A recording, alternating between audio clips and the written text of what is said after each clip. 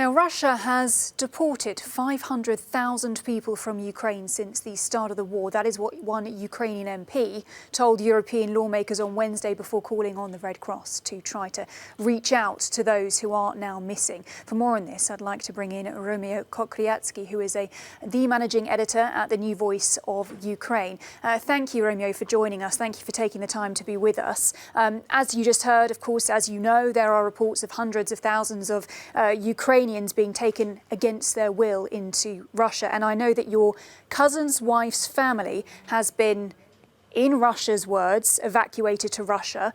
What happened to them? They were residents of Mariupol, and I want to say a week ago, communication has been spotty. But I want to say that around a week ago, they were given a chance to, quote unquote, evacuate from Mariupol to Russia. And after that, we've barely had any contact with them. As far as we've been able to tell, they were in Taganrog, which is a border city with Ukraine. Then they were taken to Rostov. And now they're either in or on their way to a city in Russia's far east, Khabarovsk. So, again, we have very spotty communications. I don't believe they have a phone of their own, so they're just borrowing people's phones when they can to call us. We don't know what kind of situation they're in, whether they're being watched or traced, what kind of freedom of movement they have. It's a very, very difficult situation.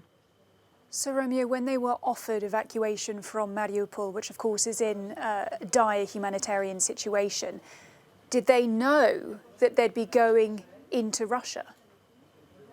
Yes, they did. The choice was stay in a city that is 90% destroyed. Their apartment, we know, has been destroyed. All of their possessions are gone. So it was stay in what is, to use the word very lightly, a hellhole, or to go somewhere where there is at least less of a chance of being shelled to death. So it was a choice, but it wasn't really a choice. Right, and since then you say that your communications with them have been spotty, of course. Do you know what kind of conditions they're in? What's the last you've heard from them? The last we knew that they were in some kind of camp in Rostov. I know from other reporting and satellite imagery that Russia has erected a number of tent cities in many of their border towns where we believe Ukrainians are being held.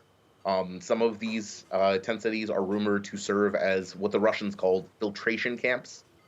This is a euphemistic term, where, as far as we've been able to tell from interviews with the Ukrainians who have escaped, they are basically interrogated on their loyalty to Ukraine and their loyalty to Russia. And Ukrainians that are deemed to be loyal to Russia, as it were, are sent further into Russia, while those who don't pass the filtration, we have no idea what happens to them. But given that we've seen the effects of 8 years of occupation in the Ukrainian Donbass, we've heard stories of the torture camp at a former art installation in Luhansk called Izolatia. We can make an educated guess as to these people's fates.